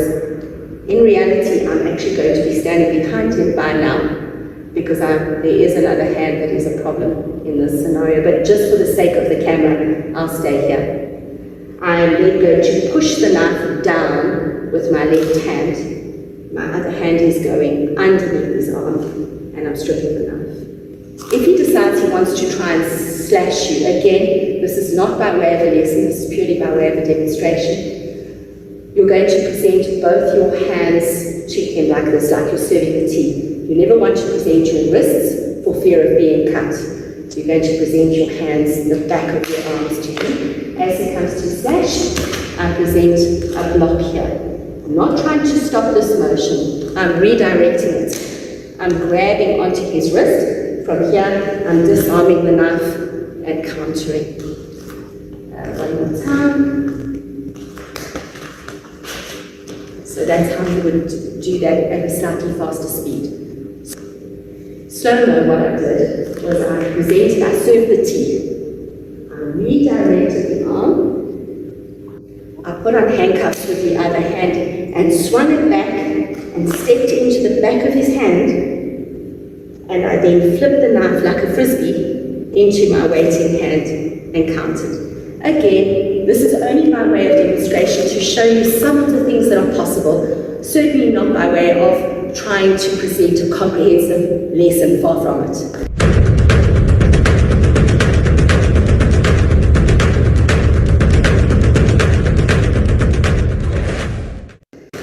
I will demonstrate this purely just to show you that this is possible, but not with any intention of asking you to try and do this in the street, because this requires a lot of training. It's very easy to get shot with a gun disarm. One of the reasons most gun disarms fail is that the person's hands have got a very long way to travel to get to the firearm, whereas he only has to pull the trigger. So, distraction is really the most important thing. I'm looking over there, I'm talking with my hands. If my hands are still and I suddenly move, he's going to pull the trigger. Whereas if my hands are in motion and he doesn't really know when it is that I'm going to strike, I've got more chance of getting out. The most important thing is what I call the don't die part. The don't die part involves taking your head off the line of attack and then stripping the firearm, striking him, attacking and making. getting out.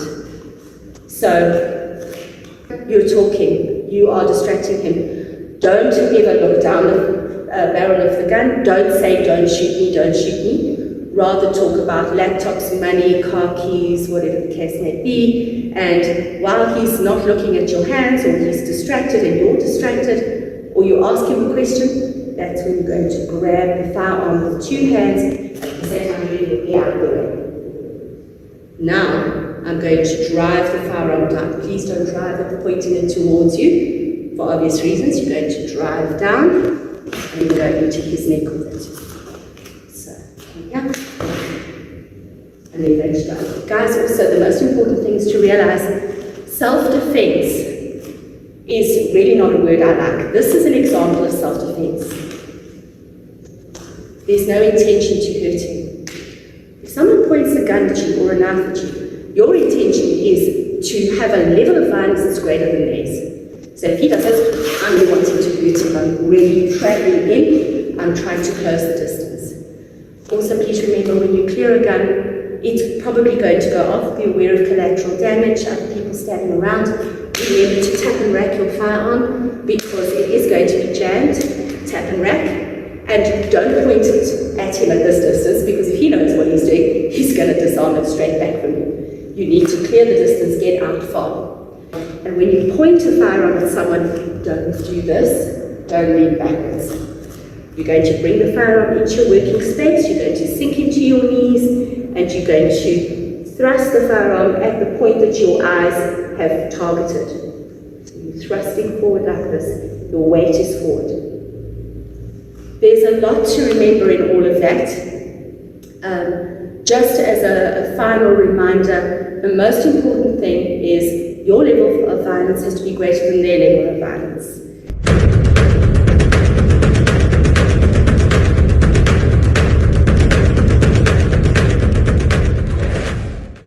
The vital targets are the most important things to remember. Eyes, throat, groin. Thank you so much for watching this presentation. I really hope that you have found it informative, that you found it empowering. If you take one thing out of it at all, I hope that it is this, that you are more capable than you might imagine, and that with a little bit of training, you certainly can develop a set of combat skills that will help you should you ever be in a situation of having to defend yourself in a violent confrontation. If you would like to receive more training, and you're resident in the Joburg area, please look us up. The details are coming up on your screen now, and you are very welcome to come and have a look and experience a few trial classes and come and see what it's all about. Remember that this type of training one day could be the very training that saves your life.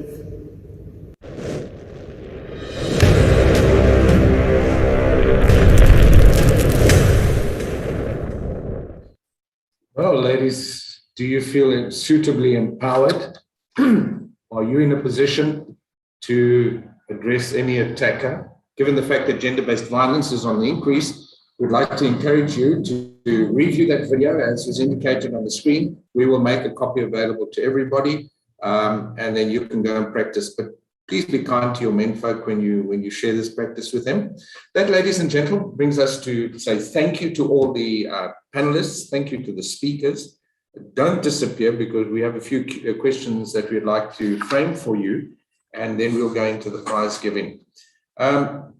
Janine, if I can start with you, please. There's loads for Samantha and Janine, but Janine, this one I found rather interesting is, given the fact that you've had this experience during COVID, what advice would you give your younger self if you were to consider career changes into the future? What advice would you give your younger self? My younger self started business when I was very young. And the advice I would give to any young person is nothing is impossible. You have to understand that you have to look for opportunities. You cannot sit back and wait for life to come to you. You have to go and grab it. And I think for me, that's something I learned from a very young age, is to be always, and that's what I meant when I ended off by saying be present. In other words, take in what is around you, learn as much as you can, and never stagnate, because the concept of lifelong learning and work is something that has been recently coming to the fore more and more because of all the technology changes and all of that. But as a young person, I was always curious. I always wanted to know where opportunities are. I loved business from a very young age, and I love to make myself indispensable to others. So I think for me, the biggest advice or the most important advice I can give to young people is believe in yourself. Believe that nothing is impossible. If you set your mind to it, you can achieve it. But mostly be present and be aware of what goes on around you. Read up, listen to people more experienced than yourself, and you will find your way and you will be successful. Thank you, Jeanne. Janine, you up next. What are your thoughts on the role that personality type, introvert versus extrovert, plays in the development of COVID fatigue? That's the one for you. Eh? Just unmute, please. I think that's an awesome question, actually, because when we're talking about the way COVID affects us differently, it's very much on the type of person that you are. Some people like to grab things with both hands and go, I'm an optimist. Some people go, oh, this is awesome. I'm at home for 3 months. I don't have to see the human race, you know, and some extroverts are literally suffering. I think when you look at that kind of personality, you look at kids and how much teenagers are struggling now and your kids at school, because this is the time when they are making those networks that they'll have when they're older. Friendships are so important. Teenagers want to get away from their parents, you know, and go make friends and go dancing, and they're being affected by this. So different personality types are definitely affected differently, but I wouldn't put them into little boxes. I would just say, rather know yourself, be very aware of yourself and what you like in life, and find a way to release the tension. So some people like walking, some people like reading a book. I know the sporty people, you know, went mad when they couldn't get on their mountain bikes or get out into the parks. Find a way to make that work for you. I think that there are some people who are going out there during COVID and had to work all the way through when they would have loved sitting at home. And some extroverts who are stuck at home, not being able to talk to people, but then get online, have a coffee date online, have a wine break online, talk to people online. There are going to be ways that you can make it work during COVID for your personality type. Just be very self-aware. And as I said, tell someone if you're struggling and look at the things that make you happy. Sit down, even if it's meditation, even if you take your 10 minutes of meditation a day to think about what you really like, make a list, do some journaling, and then go, I would feel better if I do this. And then also I like to tell my clients to keep a pleasure diary. Write down the things that make you happy every day. You know, it's a little thing like going for a drive. I really miss my car. I like to drive fast. And, you know, I had to acknowledge that I don't drive to work anymore and I want to go somewhere. So acknowledge your desires and your needs and write them down and go, this is how I can fit that into my life. Thanks. Janine, don't run away. This is another question for you, but you like speed. You clearly must have seen the intro. So this is my opportunity to pay the rent. For anybody out there who's not using Master Drive for their driver training, this is a welcome invitation to come and join us. And the program that you'll see is a new Mustang program, V8 5-liter GT Mustangs that we run on the track. So if you like speed, we're the guys that you should visit with. Samantha, so don't disappear, Janine. How effective was unemployment assistance programs, EAP, during COVID? Was it addressing the real need? And well, as best you can answer, please. Well, 33 companies that I'm aware of set up that program, and they were doing it virtually. So although the teams were not physically in the office, they were still addressing the needs of their employers, or employees, should I say. They were actually providing necessary skills to assist them in their working environment, taking through discussions, normal working environment brought to your home. And that made the world difference for many of the staff because it put them back into an office mode, put them back into their normal routine. And that break in restriction did assist many of those staff members. because they felt like they were, like we're doing now. They had a virtual seminar, everybody's talking. It puts you back in almost an office space and feeling like you are part of the group again. You can chat to your mates that are sitting next to you or your colleague. You can actually be part of that, even if it's probably 15 minutes. It's lifted their spirits. It made them understand that they were still valuable, they were still part of that team, and that they were not as isolated as they believed they were. So it assisted with coping, assisted with the real need. It did address many issues where team members or staff would actually say, look, I'm battling, these are the things I'm battling with. And those employees then the necessary counseling or help that they required. So I do believe they're very, very effective. And even with us going down to level 1 or 2, many companies have closed up their offices. They don't exist. Their offices are now all home-based. So I do believe a program like that should be consistent and currently running with either your social worker or your counselors readily available. So when your teams need help, they can click a button, pick up a phone, and get that help that they need, even if it's virtually. Samantha, thank you. Janine, try and answer this as succinctly as possible. I'm just going to give you the gist of the question. Family impacts, financial, couples separating, divorcing. What have you seen there? Sorry, Janine, just before you answer, I've had one question which I'd like everybody to give some thought to, just from Jermaine Chetty. Any tips on how to motivate ourselves? So we'll wrap up with that question to everybody after you finished. Go for it. Okay, so families. It's very hard. We're stuck in a house together. I've spoken to various members of the healthcare professionals who are seeing a lot of struggles in the kids. The kids are struggling, especially the ones that had to stay down in lockdown, the teenagers who want to go out and experiment and live their best life and have fun and be rebels. But then there have also been, I've done a lot of couples counseling, and it's obviously an issue. So I can just keep saying, be kind to yourselves, be self-aware, be aware that it might just be the situation and not the end of your relationship. Seek help, go to counseling. And I mean, to the extent where I actually had a client who couldn't talk at home, who couldn't talk at work. We did his counseling sessions on Zoom in his car because he was in lockdown, the whole family was home and he couldn't speak to a counselor. So if you have to go there, you know, talk to someone, like I said, and be aware that it's not, sometimes it's not the family, it's the situation. Thanks, Janine. So because we agreed to finish by 12 o'clock, we're going to take those last question. Your tips on what we can do to motivate ourselves. Who's going to go first? Navisha. Yeah, happy to You go. know how you can motivate me. Send us some Cadbury's, all right? Please, really. Absolutely. So I mean that's one way. Have a meal, have a delicious meal that you haven't had in a while. Go somewhere, even if it's just a short drive away. Go away for a weekend if you have the opportunity to, and the financial means to go away for a weekend. Re-energize yourself in whichever way and form that you can.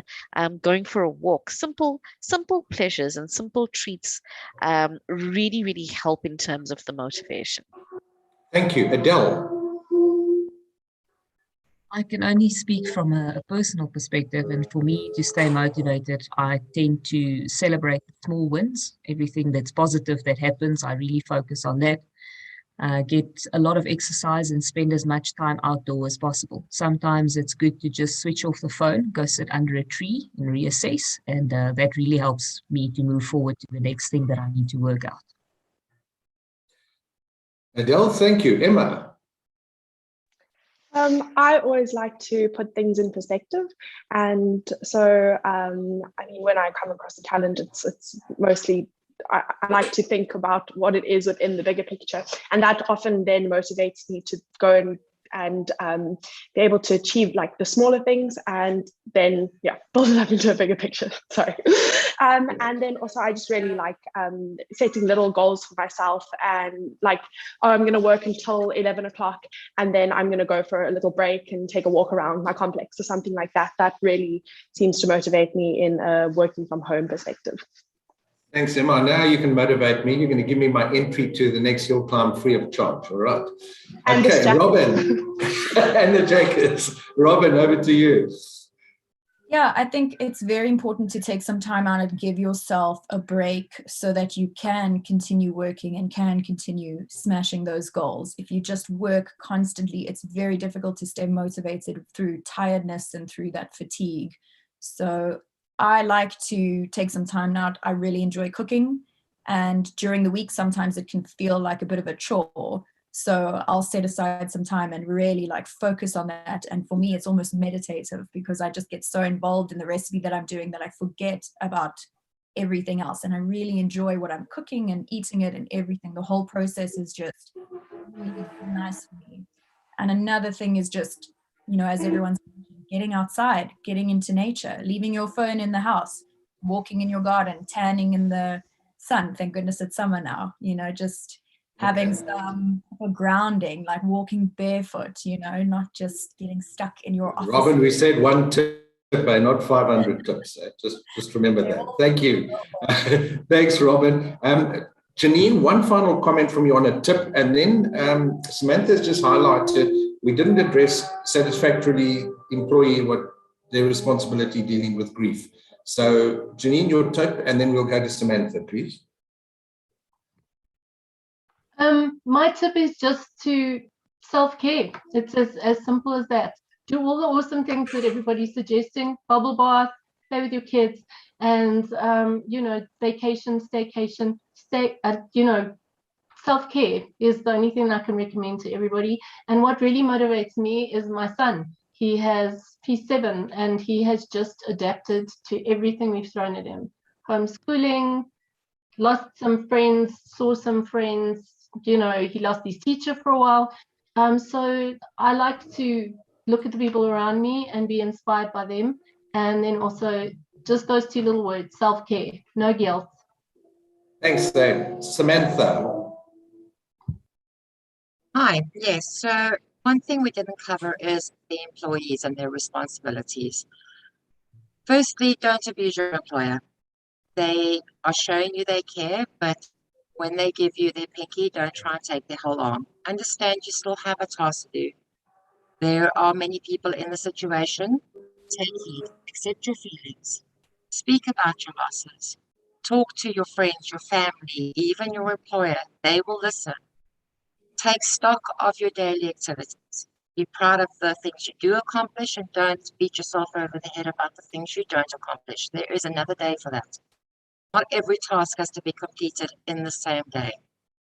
Set yourself time and time apart. Take that break. Go have a picnic outside on your own. Go have a movie night. Pretend you're at the movie theater, whatever it is. Go bubble bath and drink a glass of wine. Shut the door, lock. Take the time to grieve. Take the time to accept and acknowledge that you are one of a million people going through the same thing, and you do not need to feel guilty because you are grieving, are feeling the pain of that. But with that, respect your employer as well. So do your job, do it well. Don't waste unnecessary time. The moral of the story is you have more time to yourself if you do the chores that are there to be done one at a time. Get them done so that you can open up your evening to your family, to your children, and with that, you will be happier. You will automatically feel, and Janine just said it now. I look at my kids and I say, wow, you know, such small beings can actually uplift you every single day just by a smile, a hug. Hug your children. You'll be amazed how that helps. Yes, social distancing, we're not allowed to hug, but you know what? That is not within your own space. That is not within your own home. Love each other, care for each other, care for your colleagues and love your colleagues, but respect your employers for doing the best that they can possibly do under the circumstances. Other than that, I agree with Janine. Have your diary, make notes of all your progression, and you will see that you're succeeding. And the minute you understand you're succeeding, you will be content in yourself. Don't worry about your weight. Hey, we've all put on weight.